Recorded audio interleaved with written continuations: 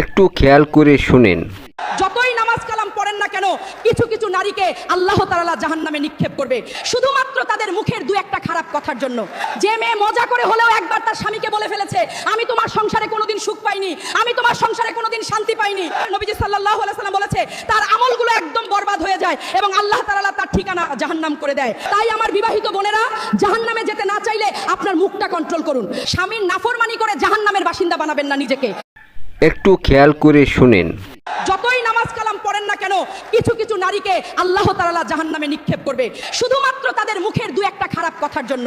যে মেয়ে মজা করে হলেও একবার তার স্বামীকে বলে ফেলেছে, আমি তোমার সংসারে কোনোদিন সুখ পাইনি, আমি তোমার সংসারে কোনোদিন শান্তি পাইনি, নবীজি সাল্লাল্লাহু আলাইহি ওয়াসাল্লাম বলেছে তার আমলগুলো একদম বরবাদ হয়ে যায় এবং আল্লাহ তাআলা তার ঠিকানা জাহান্নাম করে দেয়। তাই আমার বিবাহিত বোনেরা, জাহান্নামে যেতে না চাইলে আপনার মুখটা কন্ট্রোল করুন। স্বামীর নাফরমানি করে জাহান্নামের বাসিন্দা বানাবেন না নিজেকে।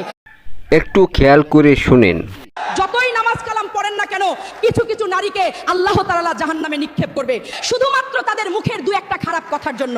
যে মেয়ে মজা করে হলেও একবার তার স্বামীকে বলে ফেলেছে, আমি তোমার সংসারে কোনোদিন সুখ পাইনি, আমি তোমার সংসারে কোনোদিন শান্তি পাইনি, নবীজি সাল্লাল্লাহু আলাইহি ওয়াসাল্লাম বলেছে তার আমলগুলো একদম বরবাদ হয়ে যায় এবং আল্লাহ তাআলা তার ঠিকানা জাহান্নাম করে দেয়। তাই আমার বিবাহিত বোনেরা, জাহান্নামে যেতে না চাইলে আপনার মুখটা কন্ট্রোল করুন। স্বামীর নাফরমানি করে জাহান্নামের বাসিন্দা বানাবেন না নিজেকে।